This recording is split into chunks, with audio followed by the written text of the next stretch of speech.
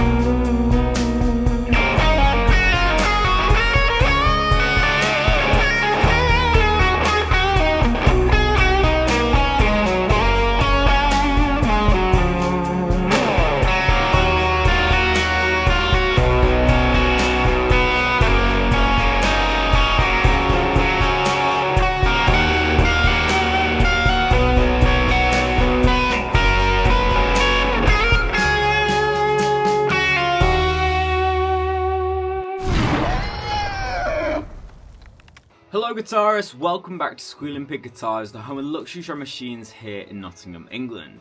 My name is Keightley, and today I've got a really cool Epiphone signature guitar to show you. This is the signature model of Shinichi Ubukata. I hope I'm getting that name right, but basically he's a Japanese rock guitar player, and if I'm being honest, I've never heard of him, but I have seen this Epiphone guitar circulating over Instagram. So when I saw one come in at the shop, I was very excited to play it for you lovely people. It's basically an ES-355 but with Trini Lopez appointments. You've got the F-holes, you've got the Varitone, the Bigsby 57 classic pickups. It's a very regal looking ES-355. And of course we've got it in my favourite colour, olive drab green. So it's safe to say I'm very excited to show you this guitar today, but also tell you why I believe these guitars need a little bit more attention. These guitars are priced just under the £1,000 mark, and in my opinion they're one of the best guitars you can buy for under £1,000. Of course, in today's episode we'll go over the specs as well as all the tones that it's capable of making. This video is split up into chapters for your viewing pleasure, so make sure to scroll through this video to find your desired point in the video. But without further ado, let's get straight into the spec talk.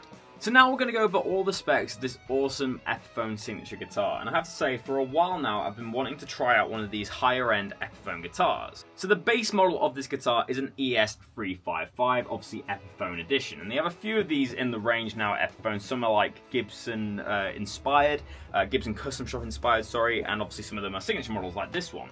Probably one of the most famous people to pick up a 355 is Noel Gallagher. That's his cherry guitar that he uses on stage, but basically it's an ES style guitar with Les Paul custom appointments. But now I'm going to go into a little bit more detail about the specs. So the back side and top are laminated maple 5 plies, and then we have a maple center block in this guitar. Of course, as it's a 355, we have, multiple plies of binding all over this guitar. I think there's 7 on the top, you have single in the Trini Lopez style F-holes, and you have 5 on the headstock. Obviously, the big thing that makes this different from a classic ES-355 is the F-hole shapes. Obviously, we've got diamonds on this one, kind of reaching out to that Trini Lopez design. Obviously, got the Varitone, the Bigsby tremolo. Of course, we have that Epiphone bridge, which you actually adjust with, I think, a flathead screwdriver, which I actually think is a little bit more convenient than the thumb wheels that Gibson have. This guitar has American pickups, which is a big bonus. It's the Gibson 57 classic pickups, which sound incredible. Moving on to the neck, we have a set mahogany neck, which has the rounded C profile. We've got an ebony fingerboard, and we've got pearloid block inlays. We have 22 frets on this one, which are nice medium jumbo frets, and they're rounded very nicely for a cheaper end guitar. Of course, we have cream binding all over this one, which looks very nice against that olive drab finish. Moving on to the headstock, we have the tuxedo appointments, the split diamond inlay, the Epiphone headstock, which is the more modern style with the more open book Gibson design, and then we have a cool little skull logo on the back here. Personally, I don't know who the signature artist is of this guitar. I know he's in a rock band in Japan, but other than that, I've never heard any of his music. But what really drew me to this guitar was the colour and the mix-match of specs from like a 355, but with the Trini Lopez F-holes. It's a really cool, striking design. So I have to say, I'm beyond excited to plug this in and see how it sounds. I have to say, it does feel a little bit plasticky. Obviously, you've got a polyester finish on this one, but the action feels good and it's very resonant unplugged. So I guess we better plug in the 2-Rock Bloomfield drive and see how she sounds. So without further ado, let's go to the tone demonstration of this guitar.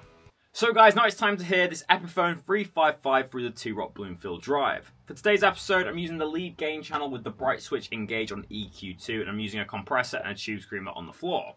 In the intro to today's video, I did my own interpretation of the very famous song Time to Say Goodbye. Hope you enjoyed that. It's 4 chords really, just with that iconic melody. So let's hear the bridge pickup tone that I was using. So for the rhythm sound, it's just a tube screamer on the floor, lead gain channel with the harmonics.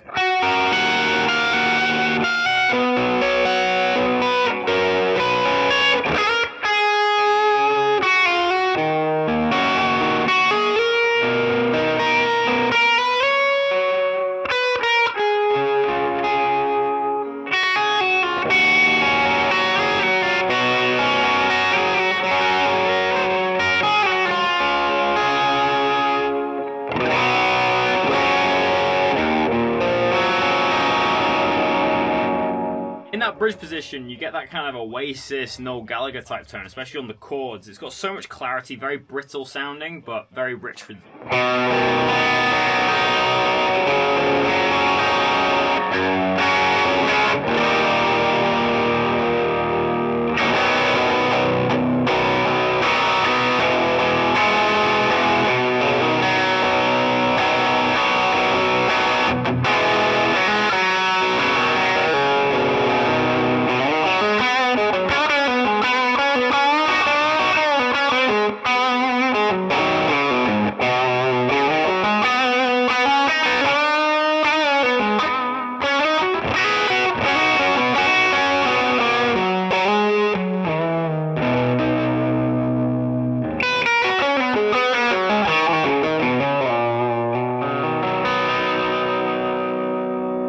So I think it's a big thanks to the 57 classic pickups in this guitar, which make it sound so rich and full. In terms of its playing experience, it's quite a plasticky feeling guitar. Obviously, all the hardware feels quite cheap, but the sound and tone and tuning is really what you're paying for here, and obviously it sounds incredible. So it is a very playable instrument, but it does feel a little bit cheap in areas as you'd expect from this price level, but it's still a very cool guitar. So I've just disengaged the tube screamer. Let's hear what the cleaner tone sounds like on the bridge pickup.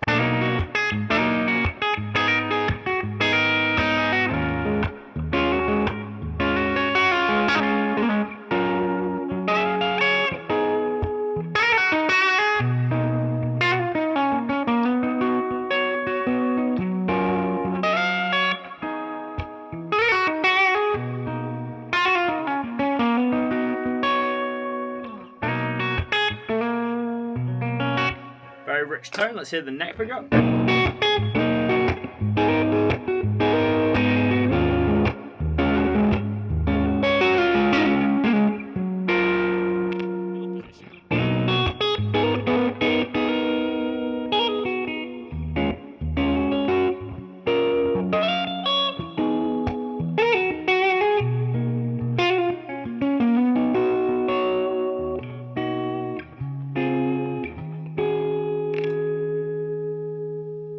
That neck pickup's got a really nice warm tone to it. Let's hear it now.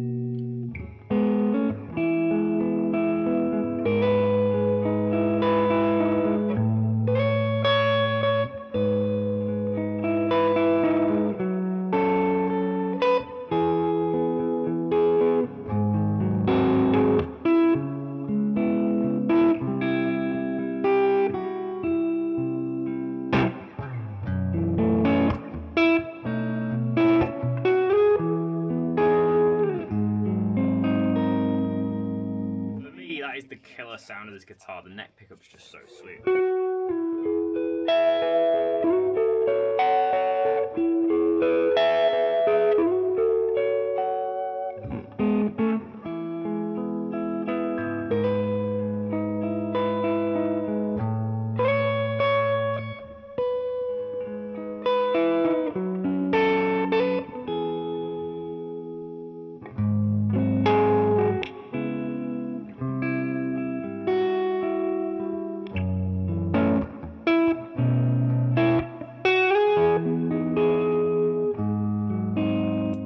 to its clean channel just to hear the really clean sounds on the neck pickup. So neck pickup's on full volume and half on the tone. Let's hear it.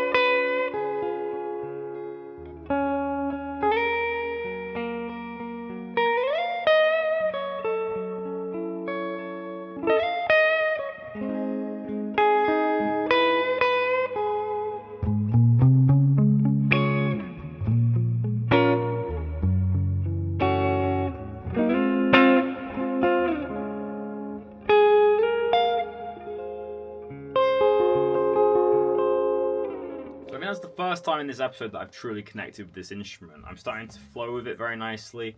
It's got such a beautiful neck pickup tone. So maybe this guitar is really, well designed for jazz, blues, like the classic ES guitars were. Obviously, this is made for a Japanese artist who's known for his rock and metal work, I believe. But this has a really nice neck pickup tone. If you're looking for a bargain on an ES style guitar, I would definitely look at one of these guitars. They're insane. But anyways, let's go back to the rock tone that I had, which is the lead gain channel. Let's go back to the bridge pickup and just hear some basic chords.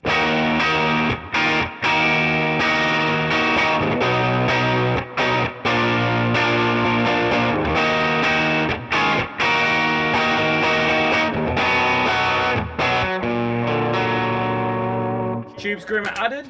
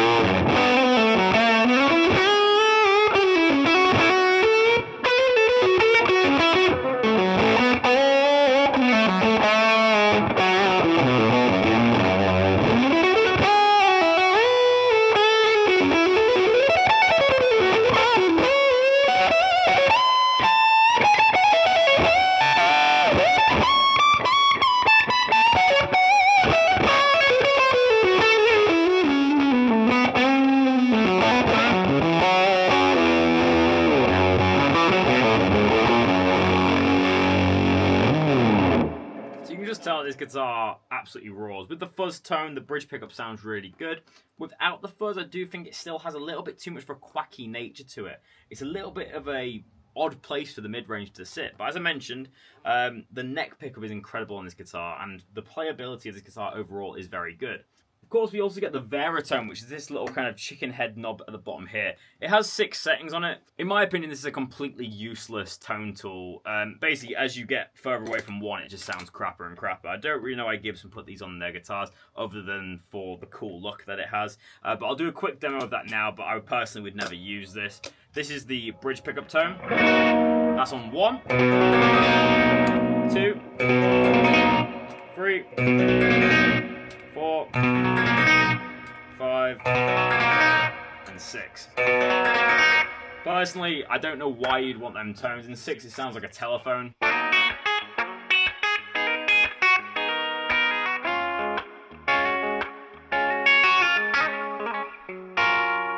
The thing for me is obviously that is a cool effect, but if you wanted the telephone kind of effect on your recording, you'd just put it in post. There's no need for your guitar to sound like that, in my opinion. And then obviously as you bring it further along, it gets fatter and fatter.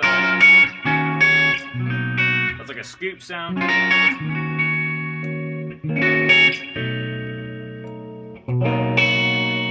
For me, 1 sounds the best, or 6 has that telephone voice, but the rest of them are pretty much useless.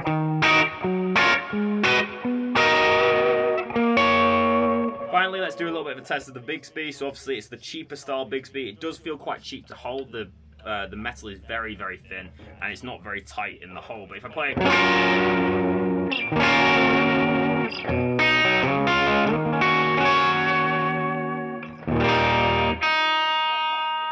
Overall, it stayed in tune fairly well. Obviously, I had to retune a little bit there, but I haven't at any other point in this episode. So that's pretty good for a cheap guitar having a Bigsby. I have to say this guitar is very heavy, though. It's got to be bordering on 10 pounds with this Bigsby on the body, so just bear that in mind if you're buying one. But before I give you the rating of this guitar, let's hear some Fuzz Tones one last time.